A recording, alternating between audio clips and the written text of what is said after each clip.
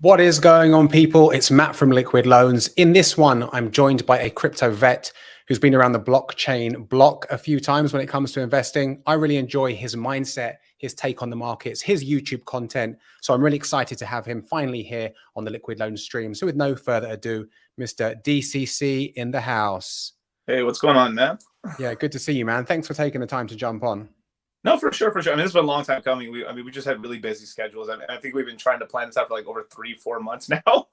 It's hard, man, when you're on other sides of the world. But I wanted to get you on because I think in times like these, it's good to have someone who's a bit of an OG, for the people that may be experiencing their first bear market, to give them some of that calm, kind of like stoic advice. You've seen it all before, bestow Yeah. some wisdom and avoid some pitfalls. So how did you first get into crypto, actually? So, so there's kind of like two stories, right? The one where I should have got in, and where I actually got in, right? Mm. So originally I had heard about crypto through the Silk Road, and we, of course, being kids and stuff, we wanted to go buy some, some weed, basically. And at the time, personally, I didn't have a bank account. It was like pretty much, I come from immigrant parents and stuff like that. So some of the financial education wasn't really there in terms of having like, bank accounts, credit cards and all this stuff, credit and everything like that. So we were pretty primarily kind of like a cash-based society, kind of in that sort of thing, because everyone got paid in cash. It worked cash. It was all cash, basically, because, people were afraid of getting like, leaving a paper trail because they were afraid that they were going to get deported, basically. That's kind of what the fear was, really. And then now that's completely gone away over time. But like, especially during like 2009 and backwards 90s, a lot of the Mexican American community was, pretty much a cash economy. So during that time, right, like I had like $300-400. I wanted to buy some Bitcoin because we all want. So I was telling my friend, like, hey, let's buy 500. Let's buy two. I'll give you $300 of it. Let me get 200 of those Bitcoin. I'll keep them so I can buy something later, maybe, and we'll buy something like that. But he just got scared and didn't do it, basically. Shout out Julio. But so I'd known about Bitcoin for quite a long time. We were right on the website. There was like a third-party website where you actually could use a credit card to actually buy Bitcoin at the time. I mean, it probably was like $20 or less, honestly. Wow. Yeah. So that didn't happen. So after that, didn't hear much about it. Pretty much, a couple of years later, I heard it got to 1,000 and it just pretty much collapsed. It was pretty much the most. So I was like, oh wow, it went pretty high, but like wow, it crashed pretty bad. What year was that then? So that was 2015, maybe 15 or 14. Yeah, in terms of the prices of BTC, one hit 1,000, and then it crashed down to I think anywhere from $100 to $50. It's quite a. Since I wasn't in the market, I can't really quite remember the lows, but it crashed quite significantly. Then afterwards, so I was really into equities for quite a long time. I had been investing in equities since 2013. I pretty much changed my whole life around at that point. So I was like, you know what? I'm gonna get a bank account. I gotta learn all this stuff myself. So I started really getting into. I just religiously started listening to Bloomberg radio, and just self-educating myself through podcasts and YouTube channels in the financial space. Robert Kiyosaki. Just anyone that was doing anything Gary, I caught Gary V very early on. I caught Grant Cardone on the come up and stuff like that. Joe Rogan, basically all these really cool, positive people that I thought that are really cool in the financial space, podcasting space, and in the fitness space as well, with like Matt Olgis, Physiques of Greatness, Scooby. I saw Bradley Martin come up in the beginning. So it's like I kind of gravitated to all these really good, positive people, and then they ended up getting all famous. Which was really, so I was like, wow, like I kind of YouTube OGs, man. Yeah. So I had this whole PhD in terms of like I'm pretty good at like spotting talent in terms of like I feel like this person's gonna make it. So I mean I was subscribed to a lot of these channels like under 10,000 subs. I found them and I was like, wow, these people are actually very charismatic. Let me follow these people.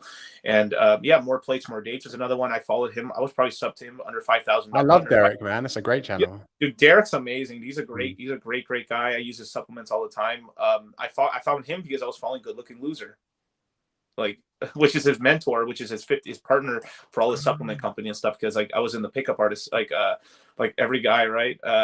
Trying to get better with girls, right? What guy hasn't Googled, right, how to pick up girls, right? Or typed it into the YouTube search bar. Come on. Yeah. So I mean, because of that, right? Like, I ended up like searching like how to pick up girls and stuff like that. I ended up finding the red pill space And that's kind of the community that I pretty much have latched onto in terms of like I'm the kind of the I ended up being one half of the red pill finance of the crypto space for the red pill. So it's me and Charlie from Cultivate Crypto are pretty much the people teaching the entire red pill, which is basically a bunch of dudes trying to get better. And it originally came from a pickup artist community that became more of a men's betterment group, effectively in a mindset to like grow and get better, but still like the caveat of like, hey, look, I still want to pick up chicks too. But then at some point, like they get to the point where like they're pretty satiated on like, I know how to pick up girls now I want a good relationship. And then what ends up happening is that guys kind of flip flop between two narratives, and like once they figure out the frame and everything like that, they're like they can pick up chicks and they like, you know what, let me get my money up. So it goes into business, real estate, crypto. So there's kind of like there's kind of triangles within triangles within triangles in terms of everything. And yeah, shout out to Jim Rat. Dude, that's super interesting, because I was going to say to you, I've seen you on podcasts with Rollo Tomasi, with Rich Cooper. I mean, I was actually going to ask you how you got into the manosphere, but obviously that says it all. You were like watching these guys way back when. And it's so cool that you were actually watching Robert Kiyosaki, and I've seen you on video with him now. Like that's full circle, right? From a guy, immigrant parents, didn't have a bank account. Now you're even giving advice to these guys who are like top of the food chain. That's amazing. Yeah, I've talked to George Gammon. I mean, basically all these guys from the space and stuff. It's kind of crazy how the people I've met over the last year or 2 years. Like, I mean, like one of my proudest moments was Robert Kiyosaki saying I got the best crypto course in the world. That was pretty cool, man. Because like that, you know, Robert Kiyosaki's Rich Dad Poor Dad was really the first ever book I read. I must have read it either in the end of middle school or the beginning of high school when I read his original one, and then the 4 quadrants after that. About classic. It was like hearing your hero tell you like, yo, you're actually out here. That's kind of I'm like, that was such a moment right there. It's gonna be burned forever in my head forever. But shout out to Robert Kiyosaki for sure. So is he coming around on Hex? Because I've seen you talk with him about Hex. I saw Gary from Funding Gym talk to him about Hex. Is he coming around on it, or how's it going? Yeah, they're all coming around to it. I mean, they all know about it and everything like that. Gary's helped a lot. Shout out to Gary, Funding Gym and stuff. He's really there. George Gammon and stuff. I've talked to George Gammon quite a few times and stuff. I mean, last time I was on Fresh and Fit, I kept running into George Gammon. I ran into him like 5 times. Randomly, like, so in studio with Fresh and Fit in the background there, we were hanging out at the CME, which is like I was at the biggest men's better, like from the Red Pill, we had the biggest conference. It was like the first major conference that the Red Pill has had in the last 3 years, because there was some drama that happened 3 years ago where the guy leading the entire conference basically like lost his mind basically. He just started arguing with people to the point where everyone just got really mad and just everyone split off. And then our guy Donovan Sharp ended up creating the CME and got everyone back together, and now the whole Red Pill is essentially all Voltron together now we're all kumbaya, and we're heading into full force and stuff like that. And now this whole Red Pill thing that I found with Rollo Tomasi and all these original OGs is now transcended into everything. Like, we're actually entering into the financial space right now, especially with like Valuetainment and stuff. We're really linked up with Valuetainment now. Sweet. Patrick Bet-David, I was watching his channel when he had a couple of 100,000 subscribers, and what's he at now, like 3-4 mil or something like that? Oh yeah, I mean, I didn't find him as fast as like I found the other channels, but I did find him like 50,000 ish. So it's maybe like, because I found him on a lot of he was doing a lot of more shorter vids. I think that was before like people really did reels or did shorts or clips and stuff. He was starting to do clips and everything, and I saw a lot of his early content as well. But didn't catch the altcoin that early. But listen, let's backtrack a little bit, because shout out to Rollo Tomasi, a great book, The Rational Male. Rich Cooper, a great book, The Unplugged Alpha, that I've read. How did you get in contact with these guys? Was that through that seminar that you guys went to, or that meetup? No. I've known them for quite a long time now. So basically, I just followed them. I was religiously listening to all of Rollo Tomasi's books and stuff, because The Rational Male is the Bible of the Red Pill. Yeah, of course. Yeah. So it isn't a book how to pick up girls or nothing like that. It just explains to you like what's really going on, the frame, the frame of it. And it's quite shocking, actually. You end up going through the 5 stages of grief. And the hardest one to get past is anger for most guys, because people end up finding the red pill through trauma. Basically, either they Yep. get cheated on, they get divorced, and the wife takes everything.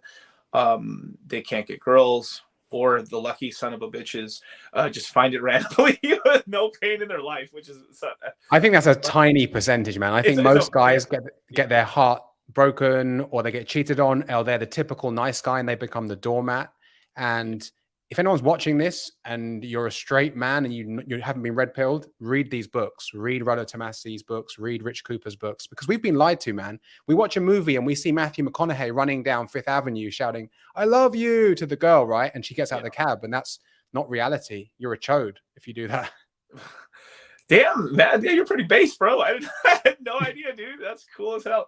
Yeah, there's been a social conditioning, like if you notice on TV, right? Like this is if you watch most sitcoms, right?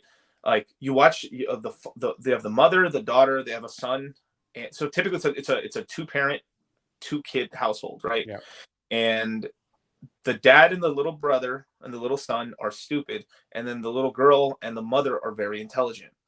Like, oh, you boys are so dumb. Yeah. And you know, it's funny when you watch the sitcom, but then when you start really awakening to what's really going on, they're consistently like making the men, the boy's dumb because he's young, and the father's an idiot. And the father's an idiot for no reason. And and it always ends up that the father is like an astrophysicist, super hyper intelligent person. There's no way in hell he would be that stupid. How is that possible? It's this kind of appeasement towards the female side, which, you know, I do respect. But there isn't many shows where it really shows like a 50-50 partner. Like I would totally like, I'm not about the whole misogynist thing, like, you know, where it's supposed to be like, you know, man's world and everything like that. But it's like, it's a tad bit much, where it's just leaving so much on the female side that like the guys are like, oh, wife, what would I do without you? Happy wife, happy life. That's one of the biggest. If you want to destroy your life, that's the biggest lie right there in your life. It's like happy wife, happy life. No, if you're not happy, what kind of life is that to live? You know, when I hear someone say that, my alarm bells go off straight away. Right. And it's really scary, because then you're putting yourself in a position where she can totally manipulate and control everything. Like if you're on your frame and you're on your mission to do your things, you got the money, muscles, game, frame. Shout out to MLD. But if you're doing all these things correctly, she's just going to follow, and then life's going to be better anyway. Like if I'm on my mission and I'm on my goal, like if I'm making lots of money and I'm doing really well, and like my family's going to prosper really well, I can help more people in my life, right? But if this whole thing where you placate yourself to your significant other, and it doesn't, it typically works. I mean, this is where, like, you know, this is where the feminist side gets a little crazy about that. But it throughout history, it's usually been a man leading, then a woman following. But it is a partnership too. It isn't just like do this now. You know, it's not just that, but it is the sort of thing where you have to let your man lead, and then your significant other chose you for a reason. So, absolutely, man. Absolutely. 100%. If you read the book Way of the Superior Man, I shilled it on my last stream I did with Jake Sharp, but it's called Way of the Superior Man by David Deida. And it talks about the masculine and feminine energy. And listen, as much as you were told that, you know, happy wife, happy life, she's the boss, masculine energy is about leading, purpose, and that's what's attractive to the feminine. So the red pill community, man, has changed so many lives. And the guys, I think they're the black pill guys, right, who just hate it. They're the losers that don't want to take any action, right? Right. But I want to give them a little props too. They're some of the most intelligent people as well. Like so the black pill community are very, very intelligent people. The big difference, I tend to see that the black pillars skew a little smarter, but no hope. And so it's this very strange thing of like, they have no hope, but at the same time there's a longing deep down in their soul to have a tribe. So like that's why they become sort of a gang of like emo kids, almost like coming together and talking to each other. Why do you say they're smarter? In what way? No, so they're very, very, very analytic. Like some of the content that they've created is extremely data driven. Like data. This is why this is why we can't, like us. We're losers. We're never gonna get a girl. You know, the wheat waffles, and like there's a lot of other channels that are out. That's one that comes to the top of my mind. There's much more. Wheat waffles is not a terrible channel, by the way. But like they're like some of these channels are actually very good to actually learn a lot of the information. But you have to take it and remember that, like, even like let's just say I was born and I'm a 3. right? As a guy, there's a scale of like looks, right? Because that's mostly what they're crying about, because these Mm. guys are very smart. These guys are very smart. So it's all, they're crying about looks. If you got a 3, like go to the gym, work out, gym max and stuff like that, your life's better off. Like even let's say I worked out and got his best shape of my life, and I'm a 5 now. My life is better off. I'm better than I was at 3. What the hell? Like, so at the very light, you know, I might get lucky and pull a 6 or a 7 as a girl. Shit, you know. And then now I have some kids, and now my kids are now 6.5s, and then they work hard and they get to 8 over 3 generations. Then like, dude, all my kids are fucking chads, you know. grandpa looking a little fugly in the corner, but like my great grandson and my great granddaughter are out here, you know. Yeah, and I was like, killing because it. I put in that fucking work, you know. Like, I think that's not what's like pulled out there enough, but that I think I don't know whether it's afraid of work or just the constant rejection, but I really think it's a lack of hope. And this is why like I pushed out a lot on the crypto space and like my own content, because there is like people can fall into this despair that it's very bad for them basically. And this market, like, you know, will eat you and chew you out. And the minute you leave, you lost your money. You know, crypto is a game of attrition. I always say this. And if you can survive these blows, you stay in the cut and you don't leave, you can take a lick in here, or even you can zero it out, but you don't leave. You stay for the bear market. You buy, you stay engaged. You're going to make money, because as soon as the market turns around, like, opportunity is just flowing. There's 20, 30, 40, 100 X's. I mean, we did how many multiple 10,000 X returns and stuff on Hex and stuff. Obviously some people didn't get all that, but they still got 1,000x. That sounds pretty nice to me. Nothing to turn your nose down at. Isn't it crazy that these fractal patterns play out everywhere in life, whether it's crypto, the gym, dating? Like, you just need to, you need determination, and you just don't give up, and you just keep going. And like, who really hits jackpot on their first crypto? Like, what was your first your crypto investment? My first purchase was, I think, Litecoin, actually. Okay. I bought some Litecoin. I think I bought it for $4. $4 Litecoin. I was so just to go back to the beginning, we went off a huge tangent, very important tangent, but so that's what happened. Didn't get into Bitcoin. And then in 2016, so I was investing in stock. I was mostly a stock picker for a long time. So I'd saved up my money through 2013 to 2015 doing ETFs, through things like a little bit through Betterment and Acorns, and saved up my money that way, and then converted all that money into cash, and then went through Robinhood and some of these other apps and started picking stocks, and I was pretty good at it. I was generally I was making 25 to 40% on my portfolio every year, but 25-40% of nothing is really still not, it's really not that much. It's still, hey, I'm gaining, but it's like, it's not very fast. And then I noticed that Robinhood was going to add crypto. They had now, because like I had the premium service, so they kind of let you know, like, hey, maybe in 6 months we're thinking about adding crypto. I was like, oh, that's pretty cool. And I was following a YouTuber in the financial space called Jeremy from the Financial Education Channel. He's like some pretty big guy. He streams with like Grant Stephan a lot, or from the Iced Coffee Hour. And he was pretty negative on crypto at the time. Extremely negative, basically saying that, you know, Bitcoin and all these things were bullshit. Basically, that's what he was like saying. And he, you know, I was kind of watching him religiously, because this is a guy, I followed him too, like sub 8,000 subscribers to him, and now he's like 800,000 subscribers. Maybe it might be 1 million at last. I haven't checked in a while, but pretty big channel, and was watching him for quite a long time. And then he just one day just like, what the hell's going on in this crypto space? Holy crap, this guy keeps talking about it, because it basically, what I think was going on is that, like, you know, he talks about stocks, and these guys are like talking about all the money they're making in crypto. It kind of doesn't really jive really well, because it's like the equities can't return that much money without taking extremely large amounts of leverage, basically. So he probably felt competition, and he wanted to kind of quell it down, because he wanted to keep his guys about stocks, basically, right? So, but I heard him being negative about it, and then I was like, you know what?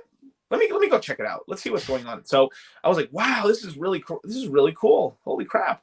So then I ended up just taking my money and I stopped buying anything in equities and moved it all into crypto. And I started buying, I mostly just bought BTC and Litecoin for a while. And then around, like, I would say March or so, I started buying Ethereum. I was mostly buying it through Coinbase. So I was buying crypto in December of 2016. Okay, wow. So yeah, still like, you know, that's a great time to get in. Yeah, it was a Ethereum's really brand fun time. new. Yeah, it's what made me a moon boy for life. Basically, I got imprinted because the minute I bought, like things just started going crazy. I mean, we had Litecoin go to $420, BTC went to 20,000, Ethereum went to $1,400. I remember seeing Ethereum at like $1.50.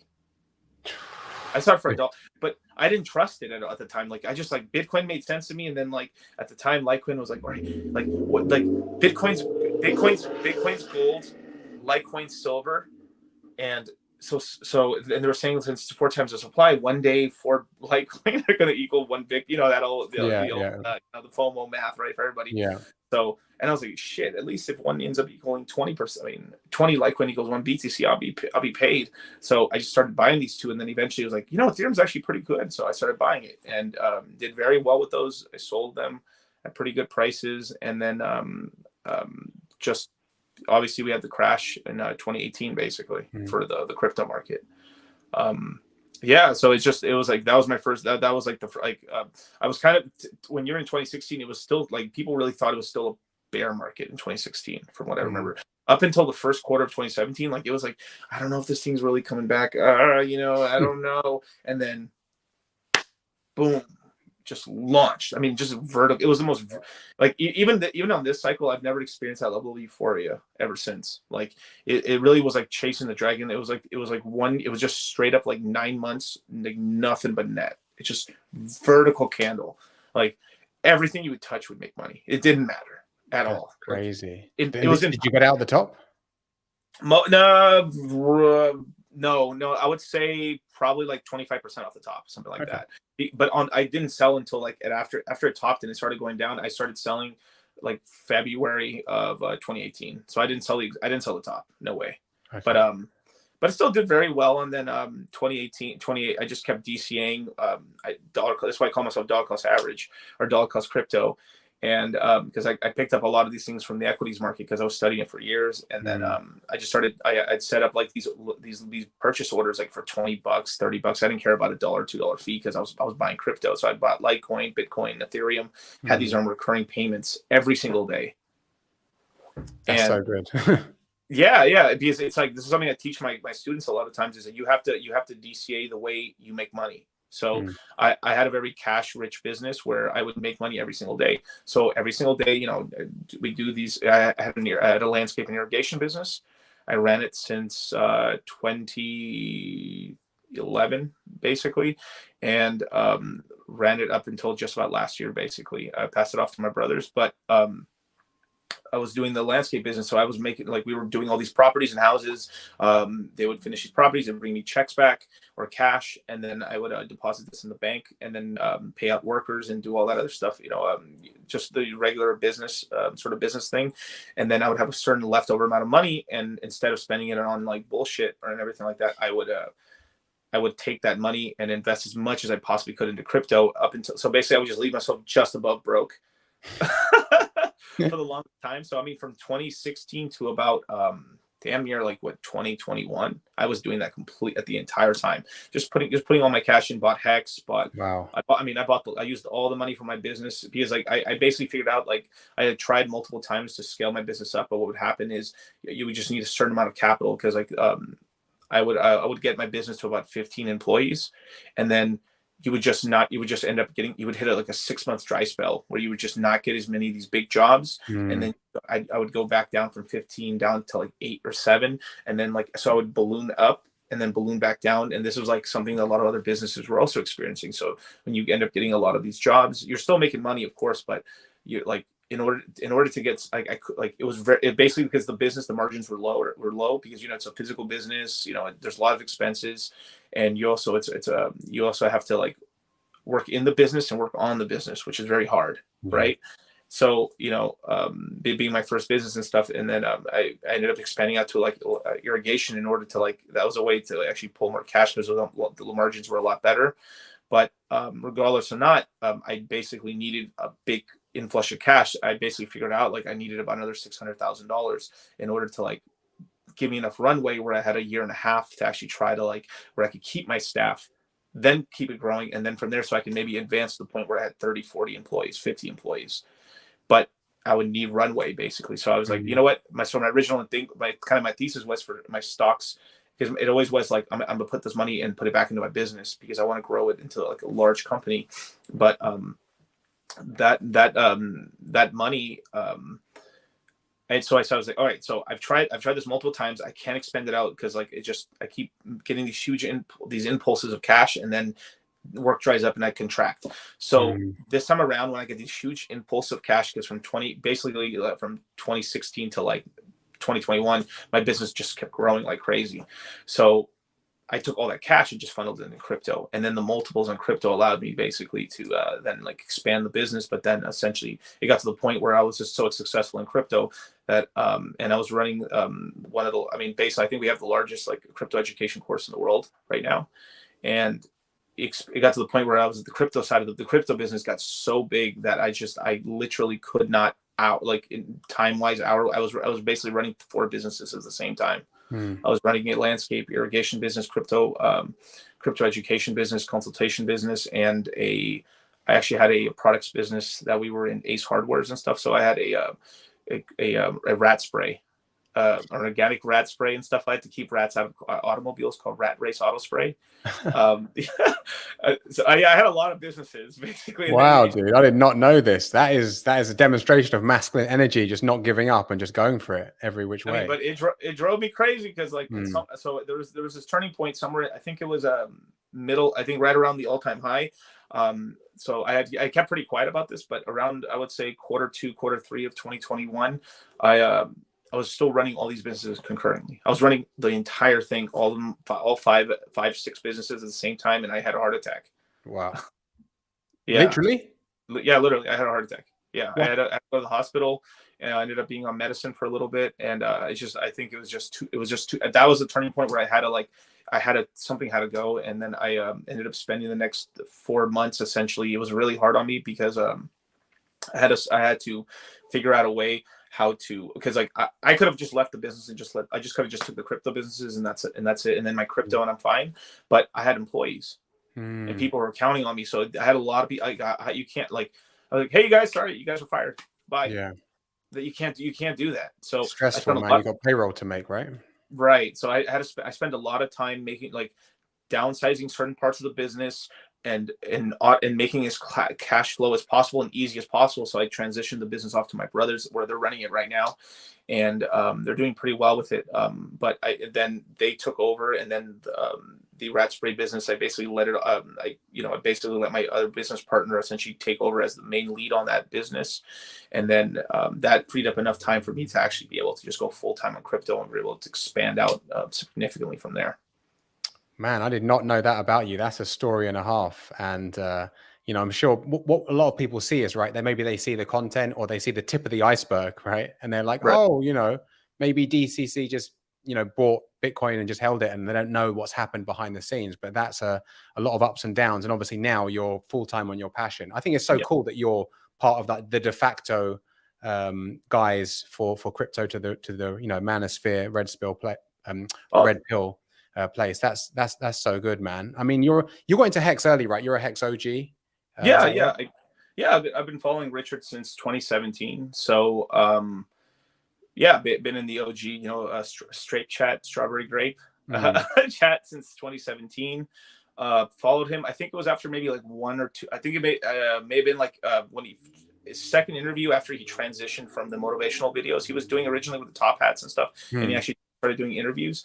I think it may have been a little before the Roger Ver interview. I basically started following him, and I was like, wow, this guy's pretty cool. And then he did an interview with Doug Polk. So I mean, he was one of the only guys that didn't disappear at the time. Mm. Yeah. So I took some of the knowledge that I knew about, like, I was like, wow, I'm pretty good at picking people that I think that are going to do really well or just pop off on YouTube. So I was like, this guy is got something special here. I've been following him for quite a long time. You know what?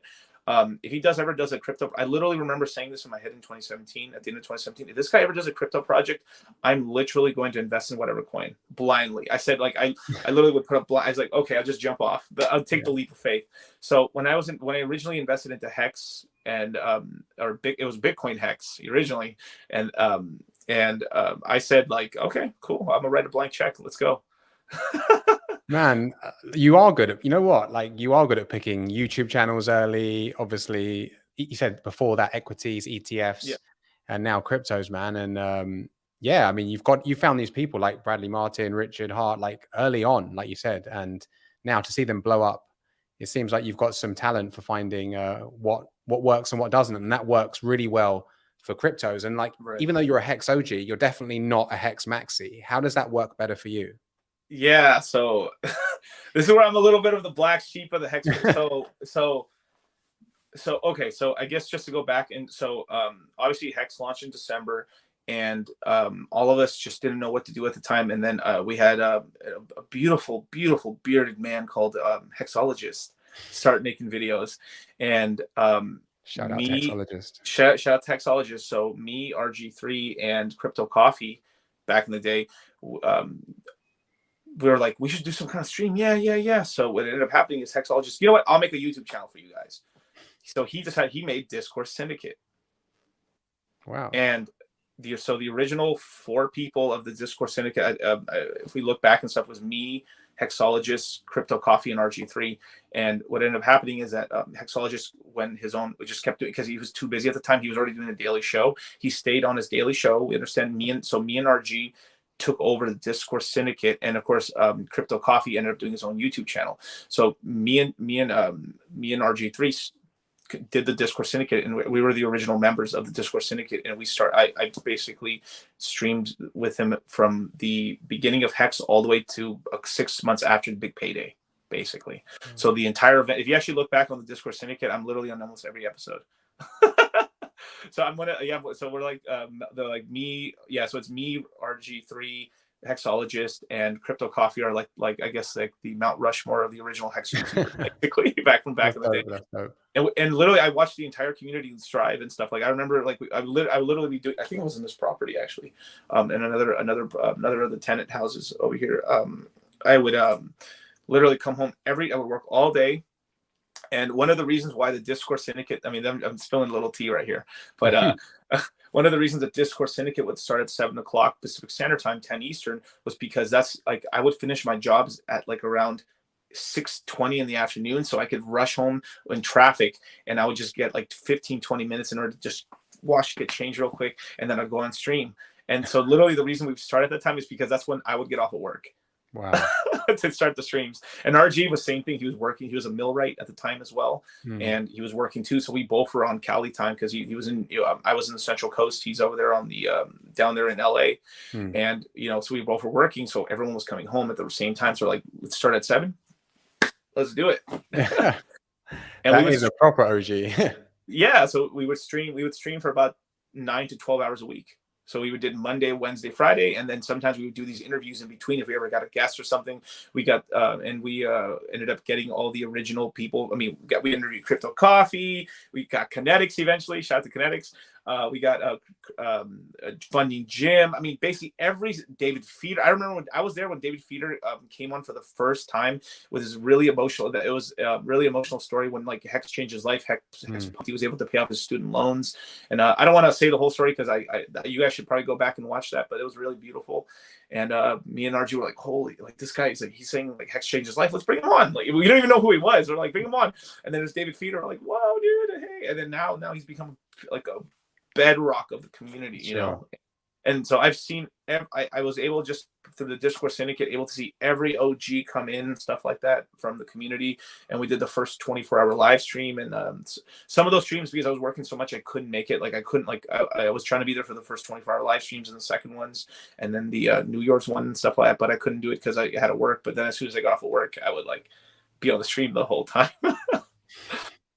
Man, that is such a cool story. Like, it's funny, you don't know until you hear this, right? You just think, oh, Discourse Syndicate was always going. But to hear the story of like working, your 9 to 5 or 9 to 6 by the sounds of it or whatever, and then rushing home and getting ready, man, that's great. That's so cool. So let's fast forward to now. Let's get your take on PulseChain, right? Because 4 more weeks, 2 more weeks. What's the current situation in your eyes? I know it's all speculation, but where do you think we're at?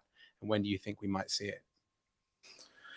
So basically, I mean, I'll just be real. Like Richard's timing the market. I mean, I'm not going to sugarcoat it. I mean, Richard's timing the market, right? I mean, I don't blame him, right? But basically, So we're going to get some, we're still having some tentative, we're having some kind of bad news still in the market. So in the next 15, 16 days, we're going to end up having the Federal Reserve meet up for another meeting in July, and we're going to get the federal funds rate to increase by anywhere from 50 to 75 basis points. So that means mortgages, borrowing money, credit cards, everything's going up pretty much.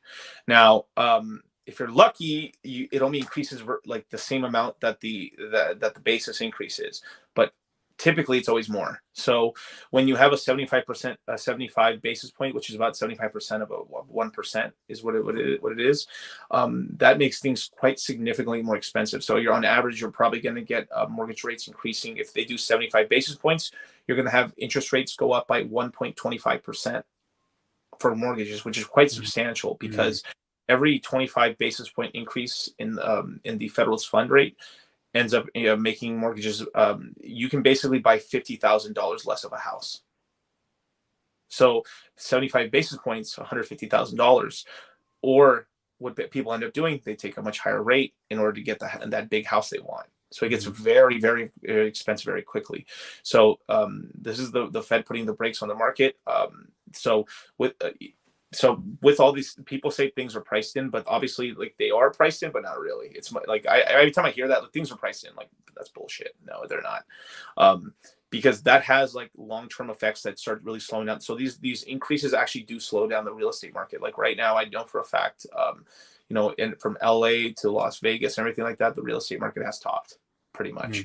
And so the prices aren't crashing, but demand's down significantly. Like, I know for a fact for properties in both states and stuff, pretty much about a month and a half ago, let's just say, so 3 months ago, they were listing a house and they were getting about 15, 20 people to go look at the house and like were interested in the house. Today, they got about 1 to 2 people looking at same houses. Wow. So that's how much it's slowed down. So we're probably over the next year or two, we're going to see something like a 20% contraction in real estate prices. Nothing too crazy, but it's just a softening right there, and that ends up softening the rest of the economy. So with these tightenings we're having, and the equities market taking a big shut down, because we have a lot in the last year, so around, I would say, January of 2021, we finally started really getting a lot of like Wall Street money, serious Wall Street money coming to crypto. And when they're hurting, it ends up making them sell, as well as it ends up causing this whole thing with retail kind of essentially crying about what's going on in the market. There's also one last really big negative event that's going to end up happening, is pretty much we're going to get the Q2 numbers for the GDP growth for the United States coming out. And if it comes out slightly negative, then we'll have 2 consecutive quarters of negative GDP growth. And with that, we are technically in a recession. So, I mean, we've been in a recession already. I mean, come on, let's be real. We've been already in a recession with all this stuff. But once the media news, the media news cycle starts really saying like, we're in a recession, you have all the parrots and sheep basically of the internets, of like CNN, Fox, and all these other guys start going mass FUD. Yeah, mass FUD. We're in a recession. It's all over. Going to zero. And then all the sheeple watching TV is like, gonna sell, gonna sell, and there'll be like, and the people who are not paying attention are like, it's a recession. I think it's a good time to sell some of my 401k, which I haven't been looking at this entire time. And they're gonna sell at the wrong time, which then drives prices down, and then ends up spooking the market. And then I think so when all these kind of bad events are going to happen within the next 2 months, right? If we're lucky, I personally think they're going to cook the numbers on the GDP numbers. They're going to say we slightly grew, which is horseshit, but at least we won't have the negative connotation of like negative GDP growth. But they might be playing a game where like this quarter's positive GDP growth. Now they can lie for 2 more months. Yeah, so it's going to be like, and the third quarter is going to be negative, and then the fourth quarter is going to be positive. So it's going to be this whole game until eventually at some point they let it go and say it's negative, right? But if we were to get that twin event, it's basically going to push the market down, and then after those 2 months, we're pretty much at the bottom right there. So the bottom for the year is going to be in the next 3 months for the crypto cycle. Now next year, next year we have one more negative event, which is basically the people who are getting elected right now in November. So there's actually a positive event, which is, it's negative, but it's positive, is that in November we're having the midterms. So the House of Representatives and the senators are all getting voted into power, and pretty much it's looking like it's going to be Republican sweep. So it doesn't matter which side wins, Republican or Democrat, they're going to bring regulation into crypto, but they can't put the regulation on crypto now because these fuckers are trying to get in office right now. So they're more than likely they're going to start bringing negative regulation onto crypto somewhere between the late second to third quarter of next year. So we could actually see sort of a double dip where we actually can bottom out for this year, get the bottoms in right now in the next 2 to 3 months. Then the fourth quarter is actually going to be pretty good because they're going to be juicing the market, and the Fed is not going to increase rates anymore. They might even have to start printing money, maybe not lower the rates, but start printing money again, because the economy is just completely fritzing, as well as like the bond and equities markets, and then crypto as well. So there's a lot of pressure on it. So they're probably going to have to print, as well as there's senatorial and governmental pressure on the Fed to like, hey, you fuckers need to stop right now. We're trying to get elected right now. And so the fourth quarter is more than likely going to be very good for crypto. We're going to have a nice rebound. Even first quarter might be good, but then we're probably going to get another dip down in the middle of the next year. That's from what I'm seeing. So, but I think that the bottom is more than likely going to be this year in the next 3-4 months. What's it, September or October, something like that? Something like that, yeah. It just depends on how much, how bad the news is really, and whether the Fed historically only does about 3 interest rate hike increases. This is going to be the third one right here, or this will be the third one right here. They typically won't do more than that, but if they have the room for it, they might do an emergency meeting and do another one. But they're not supposed, after this meeting in July, they're not supposed to meet until September. And then November. So obviously November's when the election. So why they weren't not going to do it there. So September is going to be a really critical point, whether they're going to raise rates right there. And if they do raise rates, and right after it's going to be the bottom, pretty much. And then I'm kind of anticipating something like a late fourth quarter launch for PulseChain. Okay. Off of all that kind of macroeconomic news right there. So since normally this stuff didn't really matter to the market, to the crypto market, but because we've had such a large influx of new capital from equities come into crypto finally, now this is starting, they now have crypto to sell, which then negatively affects the prices, which then can get people wicked, and then stop losses or hits, or they're liquidated, and this causes mass sell-offs, which then takes the price lower than it should be. Deleveraging the system, basically. Sure. So we could be looking at PulseChain, Q4, you think, in your opinion? And it makes sense too, because if we have a positive fourth quarter, if everything's pumping up, then there's money flowing around. It's easier for us to get massive pumps in the PulseChain ecosystem, as well as it's been looking like we're going to end up getting the Heist of Stakes movie come out somewhere between January and February of next year. Yeah. Now, like the word on the street is like, I mean, you can look at it both ways. So if you think about it in terms of game theory, right? If they launch the movie and PulseChain hasn't launched, Hex is going to get the majority of the pump, which is pretty cool. I mean, that's pretty cool. But if PulseChain launches, then the whole ecosystem gets a pump, but Hex will get less of a pump. So it's more of like, I know, this is just me guesstimating, but I know Richard's probably really thinking these things through in his head, whether like what's better, like to get a massive pump on Hex, because it's all like, there's only one thing to buy. So all the purchasing power goes to the Hex, and that pumps that up. But people like me and you who've invested into like a lot of the projects and stuff and are waiting to launch things and stuff, there's no we're just waiting until it launches, basically. So obviously, because I personally think if PulseChain probably would have launched about 3 to 4 months ago, honestly. And like hearing a lot of what developers are saying now, pretty much even Richard kind of said it, like the code was ready to launch. It was just like it just wouldn't have launched with so many of the kind of bells and whistles that they would have had that they're implementing right now with the code base. So some of the hints that Richard was saying was pretty much, we were pretty much expecting it somewhere like late April, May, early May was pretty much should have been the launch date for it, actually. But then I think what happened is Richard was probably seeing like, oh no, Yep, we're actually going more down because Richard originally he called the top pretty much in the middle of the summer, but then we had a very weird thing happen where we reinflated back up pretty much off of Michael Saylor purchasing crypto and getting a lot more of essentially venture capital and Wall Street money to get in. So we had a kind of a weird thing where like that was the top, but basically they reinflated it back up.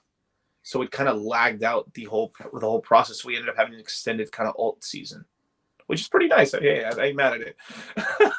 But it was interesting because I think Richard called the top in May 2021, yes. and it was like quite a brutal, was it 50% retrace and stuff? And then it, yep. you know, and April or May. And then it went back up and kind of what Richard calls a Judas candle went over for one day, right? It made a new all-time high for one day. And then since then, it's obviously bled out. Right. So I think, I mean, Richard called the top, right? But that ended up kind of like messing up a little bit of the plan. That's why we were getting hints of the thing launching, because you know, he said it before. Look, if the market's doing one thing, then we're just gonna. That's just reality, basically. So if let's just say the bottom was $31,000 and then it pumped back up and the market went back down, and so I think he was kind of looking at which direction, because he was like, it might do another Judas. It might just keep going back up again. Right? Maybe just instead of going 69,000, it goes to 81,000 and then goes back down. So it was just the sort of thing where he's just trying to time the best time to launch this thing. And then pretty much, I think what ended up happening is that around April, March, he's like, we're hinting, we're launching it. And then, oh no, it's really going down now. Cool. So then I think he got himself into a little bit of pickle where he needs to kind of, wait until like the worst part of it's over, because then from there he'll have the ultimate bragging rights of just saying like, I mean, I called the fucking top, I called the fucking bottom, and I launched the shit at the bottom of the market, and then you know, PulseChain ends up like being like the thing that kicked off the whole bull market again, or the altcoin run or something like that, or a very like nice shiny moment in the bear market where people can make money. And it's smart marketing, man. Like Richard's a smart dude. Really smart dude, but I ain't gonna lie, it hurt as a person in the ecosystem. We're just being like dick teased. Like, come on, man, we want to watch this thing already. You know, everyone wants the action, but I mean, we're all like junkies here. Like, we really like we love the action. You know. I mean, he could like blink his left eye and someone interprets it as he blinked twice, so we're gonna do the 2nd of July or something like that, right? And right. It's yeah, to say we're all on the edge of our seat is a bit of an understatement. But what is going to be your play when the mainnet goes live? Are you going to live up to your name, or are you going to do anything different? I'm just gonna sell it all and just walk away, bro. Not sure. No.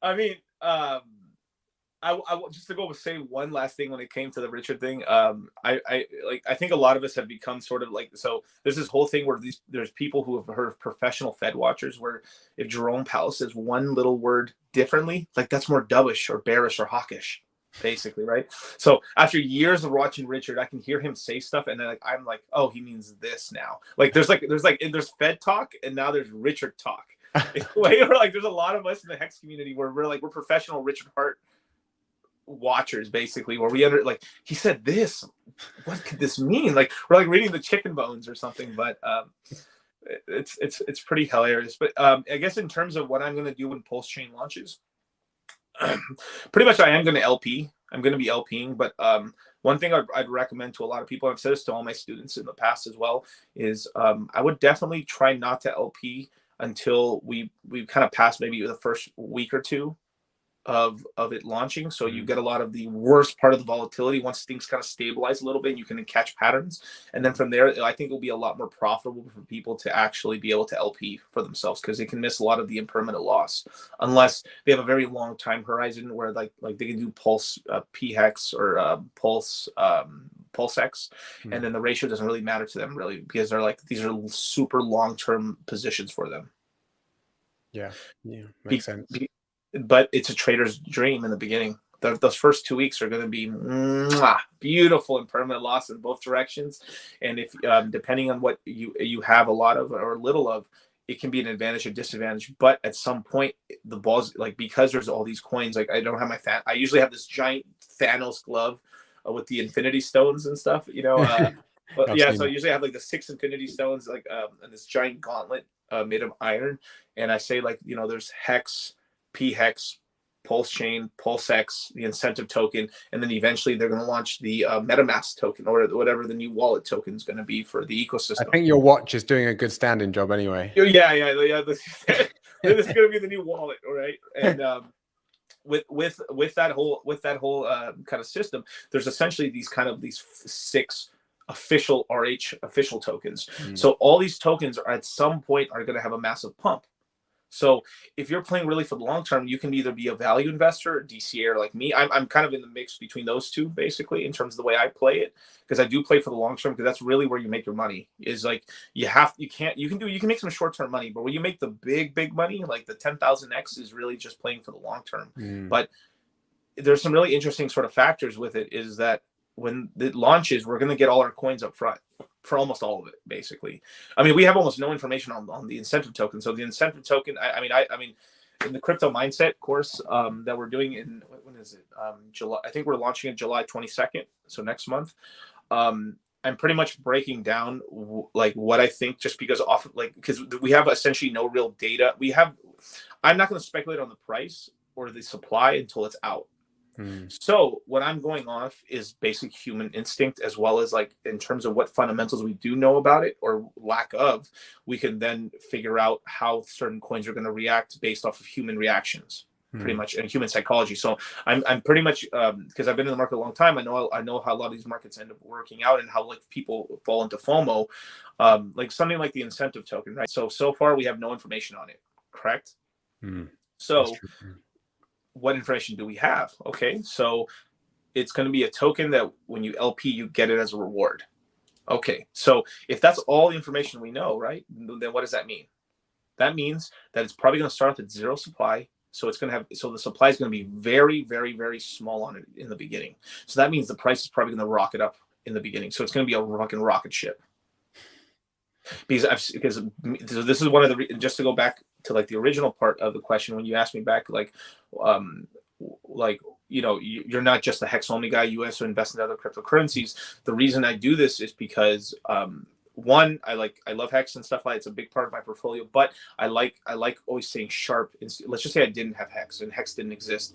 I want to be in the position where even if hex didn't exist, it doesn't matter. Even though you're talking to one of like an OG Hexican here, like diehard Hexican, but I need to see how the market reacts to things. So I do invest into altcoins and shitcoins and like games and all this other stuff, GameFi. Like I'm in every aspect, very lightly in the NFT market, but somewhat, but very lightly. But in terms of the rest of the market, I'm a shitcoin maximalist, profit maxi. Is the religion, but by being in these other coins, I'm essentially seeing patterns. So so things like, even though we've created a lot of really new interesting things in terms of tokenomics for these coins, there's still pieces of it that have been seen in other coins. So me knowing these sort of things, it's like I have these little data sets, and then I've seen, so this performed like this, and that performed like that, and this performed like this. So I'm able to then put them together and figure out like, oh, there might be like a pattern here where like this is more than likely going to be 80% of what's probably going to happen. And then from there, I strategize and kind of and figure it out on and write it down and stuff, and figure out on a kind of a psychological level, and give these coins a psychological profile of like what I think is going to happen with them. I mean, that's great, because that's why I was asking you right at the beginning. That's answered my question. Why are you? Because obviously a lot of the hex OGs are just hex maxis, and obviously you're a profit maxi, and you see there's money to be made elsewhere, right? Yeah, and I've done extremely well in a lot of the other coins. But it's like, one big thing that I always, hex is always a big recommendation in the portfolio. Has been for a very long time. We've had over 8,000 students in the crypto mindset courses so far, and like damn near all of them are Hexicans.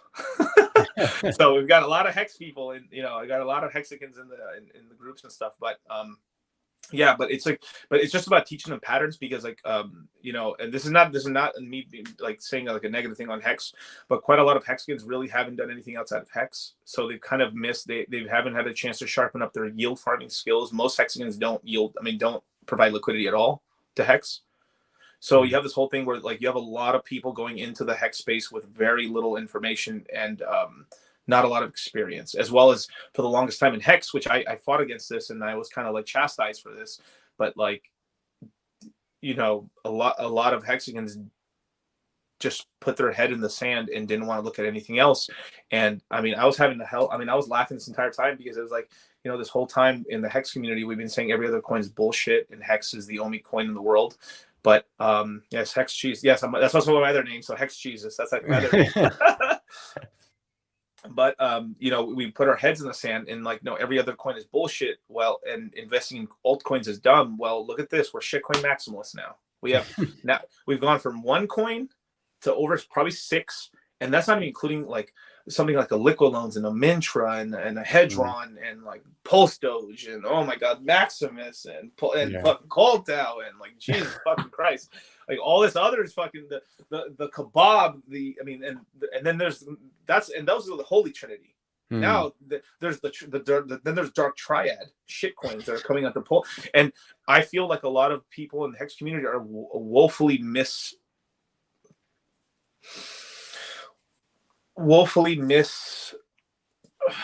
trained for the kind of the level of debauchery and shitcoinery that's about to happen, and because they didn't experience a lot of other ecosystems and coins and stuff like that. So I'm actually like, this is why like I've been recommending a lot of hexagons join the crypto mindset course, or at least try to like kind of learn about. And I think you guys have done a really good job of teaching people new stuff, because a lot of people didn't know about liquidity, the original token, or Aave had never used it in their life before.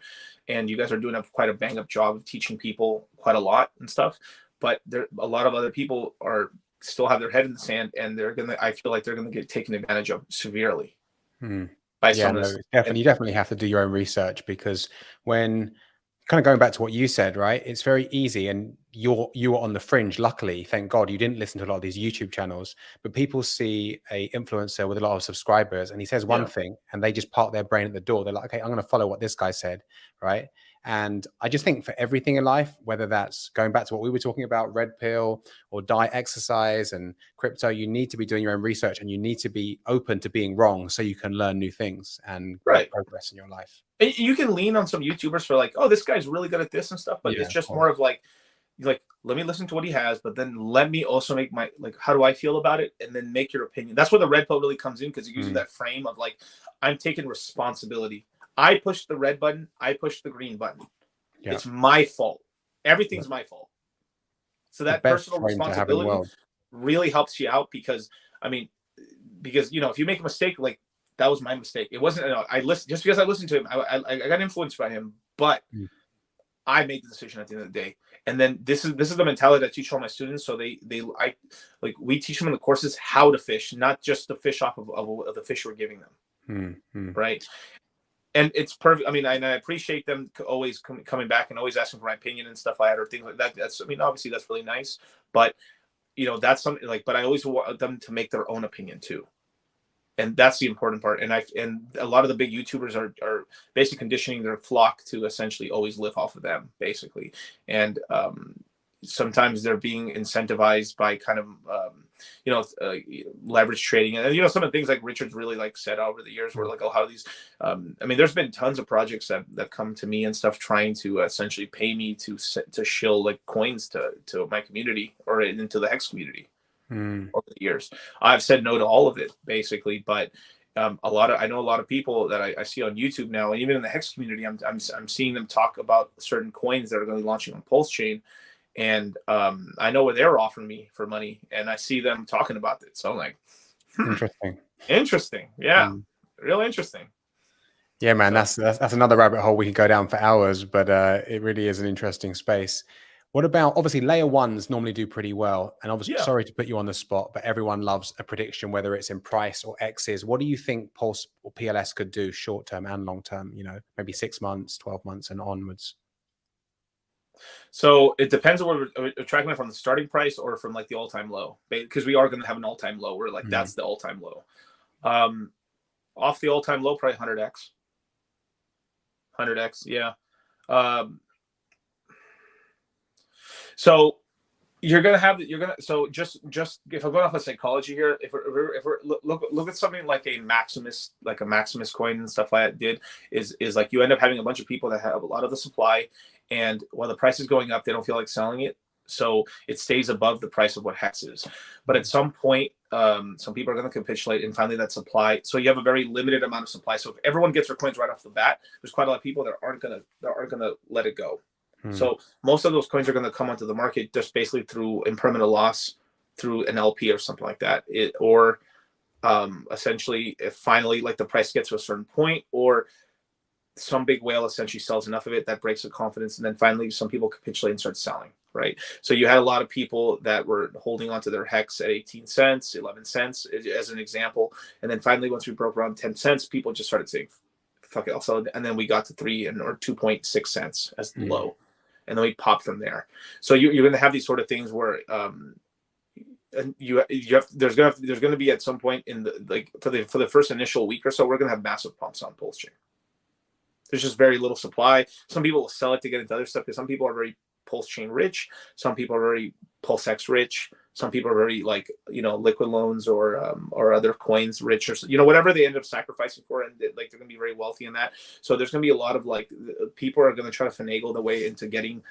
That's why the Infinity Gauntlet, right? Well, there's only 5 stones right now, but basically everyone's going to try to get as much as it can of all these. But typically people are really like, it looks like to me of like how things end up going down in terms of the numbers that I know for people that sacrifice for PulseX versus PulseChain. PulseChain, less people sacrificed. So that means it's a scarce asset. So you have more of a concentration of the total supply in smaller hands versus PulseX and then the other tokens. So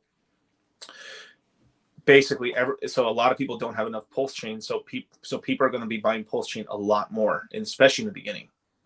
So there's going to be a huge buy support for the price of Pulse. So you actually could see a 10x, probably a 10x in the first week or two, just off of that, off the rip. Then of course, thumbs down, and then at some point you'll start having the parade of like all the other coins essentially having their pop off.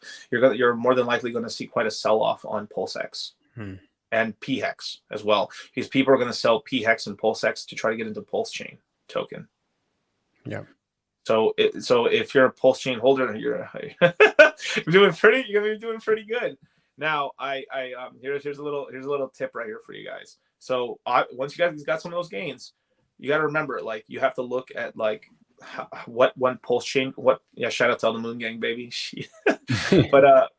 But you have to see what that one token can get you for the other two. So you also got to remember, just because you have a lot of PulseChain, remember that you're going to have a big pump at some point when PulseX, PHEX, Hex, Mintra, eventually once you guys, I think you guys launching like 2 months after or something, like if I remember correctly, unless that's changed, but you can tell me after. But remember like that, you have to, you want to get you can get these nice gains. The only time I would actually sell some PulseChain is actually just to acquire some of the other the gauntlet coins, as well as what I call the Holy Trinities, which are like the very good coins versus like be very like, and you can make a lot of money in these coins, but this is like the parade of shit coins, which is the dark triad coins, which are these, there's going to be these very enticing shit coins and scam tokens and meme coins. They're going to try to take like there's quite a dark period of shit coinery that's going to happen on PulseChain, which is good and bad. It brings a lot of money and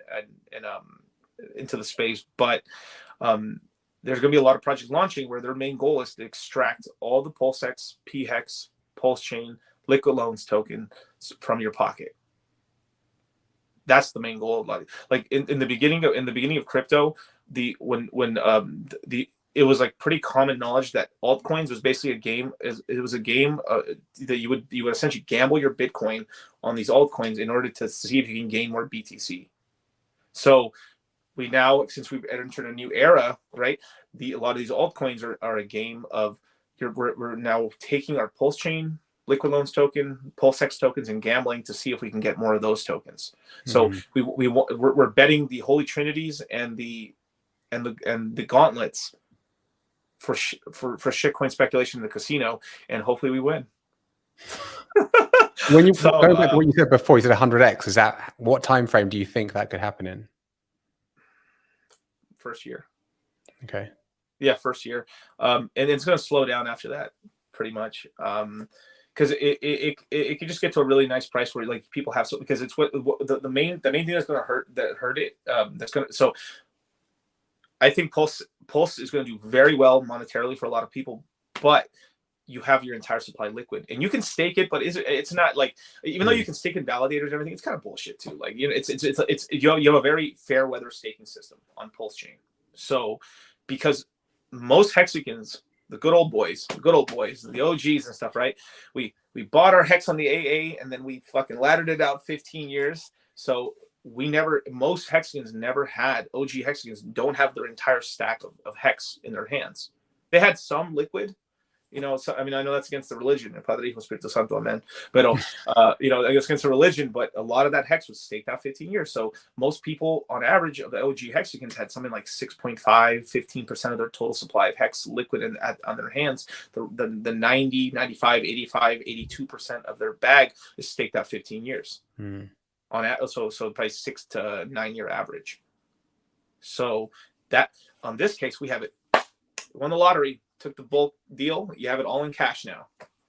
So because of having that cash, certain tiers of people, and the people who sacrifice, so the top 20 wallets, wherever they sacrifice, maybe let's say the top 30 wallets or 100 wallets, wherever someone wants to do the cutoff, there's going to be certain points where those certain levels hit like $1 million threshold, 20 million, 100 million, whatever that level is. And then there's going to be certain points where like the top 100 wallets hit like, woo, we're $1 million in profit, 3 million, 10 million.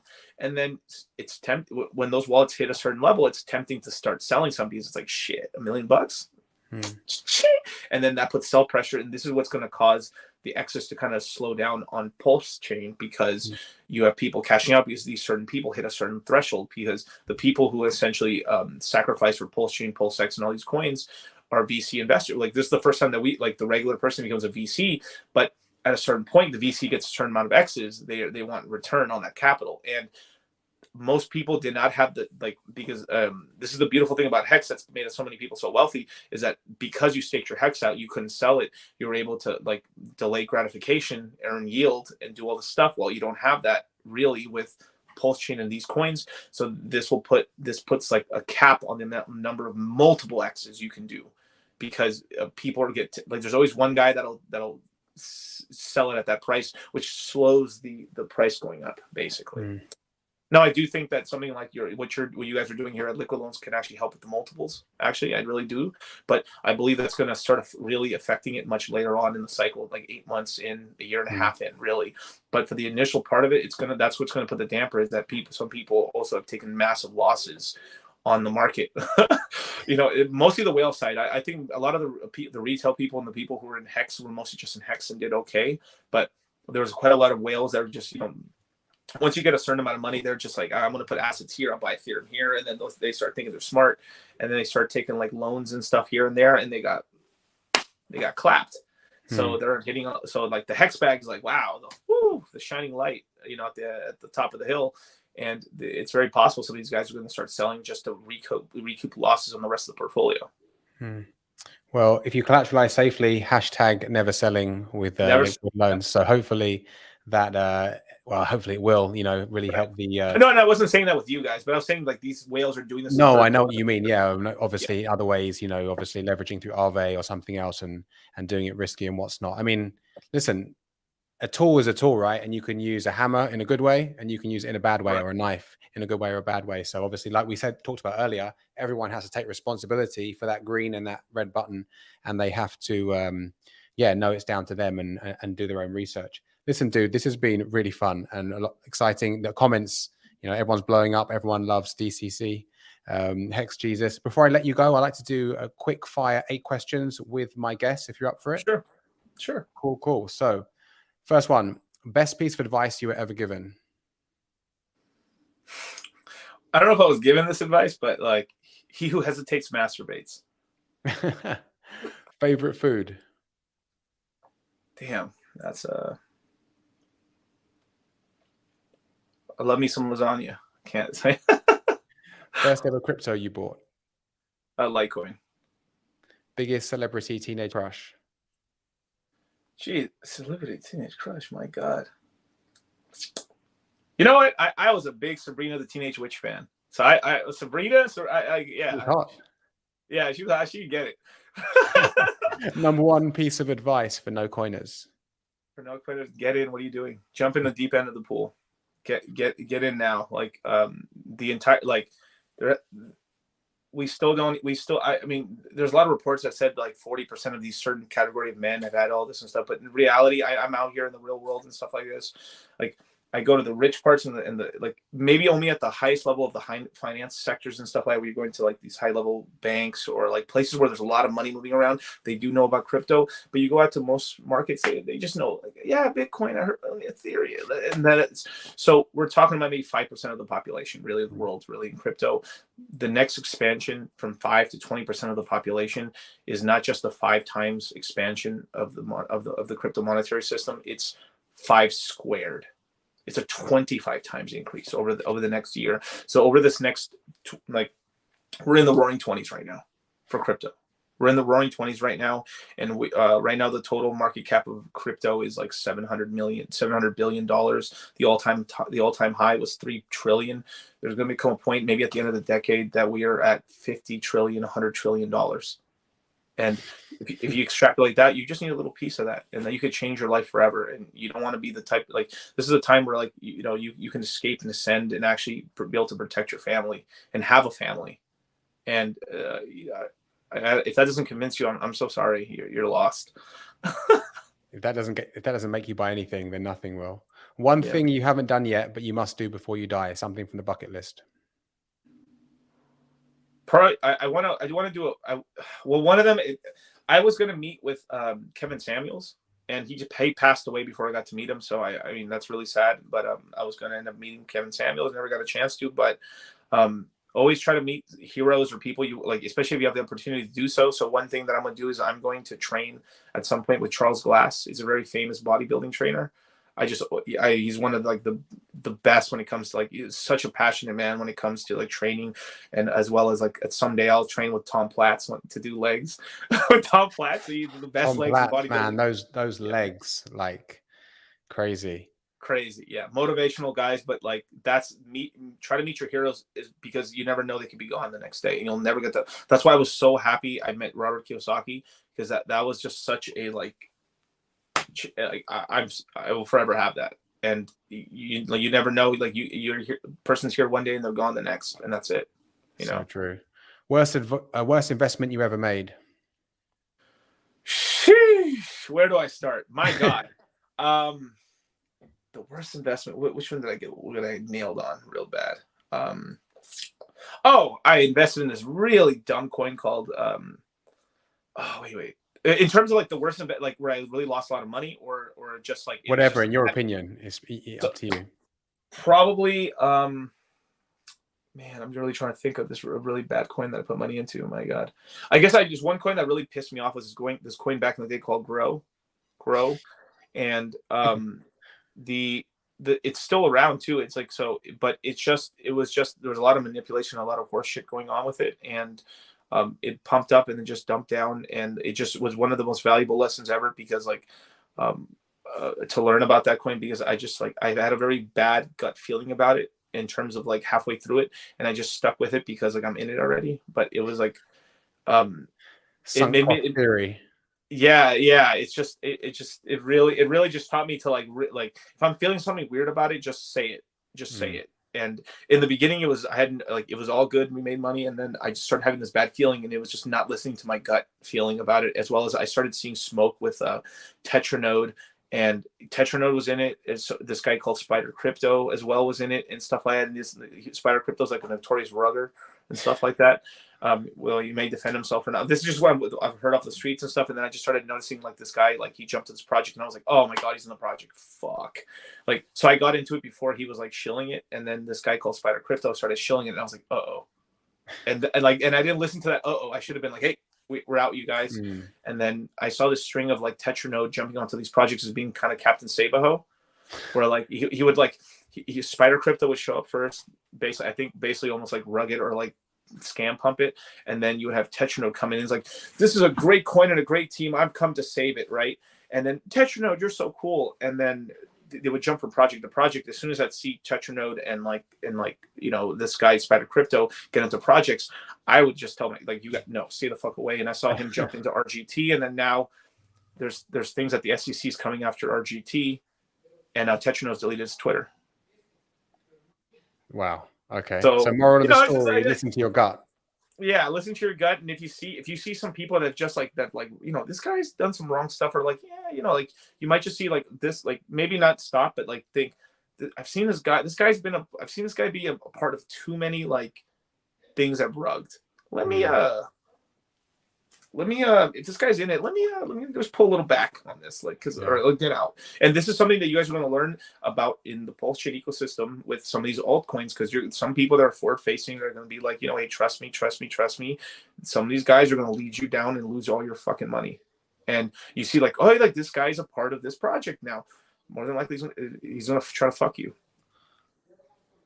Yeah, I mean, I think some of the best advice I've read before is it was like, look at people's actions over time, and that will tell you about their character. Don't listen to what they say. So that helps a lot. But last but not least, advice to your younger self. Wow, man. Don't feel bad about not going to school. That's bullshit.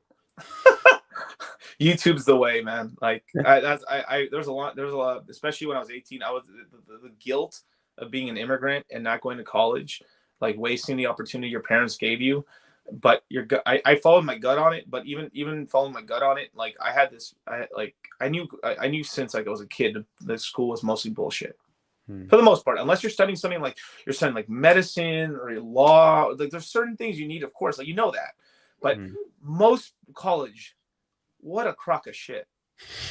Bullshit. Waste of time. Now, but if you're going to college just because you're like, hey, I'm gonna be for real with you. Like, I'm people's big brother here. I'm telling you the truth. Like, you're trying to go to college, just go to go fuck girls and stuff. Hey, it's a good place to do it and stuff. Maybe if you want to go to a party school, but know that you're going there to do that, right? But you better be trying to like do some extra stuff or try to like network. Most kids are just lost in the sauce, and they don't, like, I didn't know what I wanted to do. I knew I wanted to work in finance, but everything that I wanted to do in finance, I couldn't do because I had to be basically the fair-haired child of the top college in the United States that I knew I was going to get into.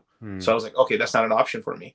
So, but I didn't don't give up on your dream. Like, I knew I wanted to get into finance, so I couldn't do it that way. So I was worried. I mean, imagine you're just like some guy working at McDonald's, your guys from mowing lawns, or the regular people just doing all these mundane jobs.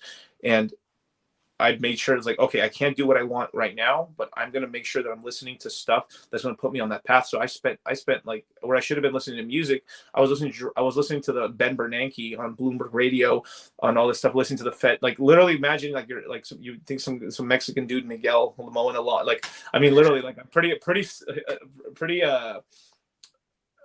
funny upbringing. I mean, really, I'm a Mexican dude named Miguel. I own a landscape business. I mean, pretty like stereotypical. And you think I'd be listening to some Ramon Ayala or some fucking Mexican music, and I'm over here listening to Ben Bernanke because I wouldn't give up on my dreams. That's an awesome way to finish this, man, because I think anything worthwhile in life deserves grit, determination, and you're going to need to really get after it. And listening to your story, man, has been really dope. So I really appreciate you coming on. Tell the people where they can find you on social media. Yeah. For sure. You can follow me at Dollar Cost Crypto on Twitter, YouTube, Instagram. I got an Instagram now, and the TikTok is coming as well. So I'm in all those spaces and stuff like that. And then you can also follow my business partner, Charlie, at Cultivate Crypto. We're going to be launching the Crypto Mindset course July 22nd. And then we're going to literally have about something like 12 to 14 hour presentations on Hex, PulseChain, and every single like main Hex ecosystem token. We're the only course in the world that's talking about Hex and PulseChain. And then we're talking to all the major people, George Gammon and all these other guys and stuff. Like, we're getting to the point now with interviews that we are really, I mean, there's people are hearing about Hex. And even if you don't see them public, because a lot of people publicly, they feel weird about saying stuff, but privately are investing. And eventually there's going to be a moment where that dam breaks, and you're going to see finally an acceptance of the PulseChain and the Hex community, which has been kind of marginalized for such a long time, you know. So it's going to be beautiful. I can't wait to see the FOMO. Awesome, man. You're doing God's work as Hex Jesus. I appreciate you. Well, listen, bro, stay in touch, and you'll have to come back on the channel at some point, and we'll for sure. up. Thank you, buddy. Take care. Later. DCC, the man, the myth, the legend, to hear his story, his mindset, pure gold. Guys, if you like content like this, do hit that subscribe button and that bell icon so you're notified every time we drop new content on the channel. You can also tap the like button, share the video with someone who you think it may benefit. And if you're watching the playback, drop a little cheeky comment below for the algo. It does help us out. Thanks for watching, and I will see you on the next one. Peace.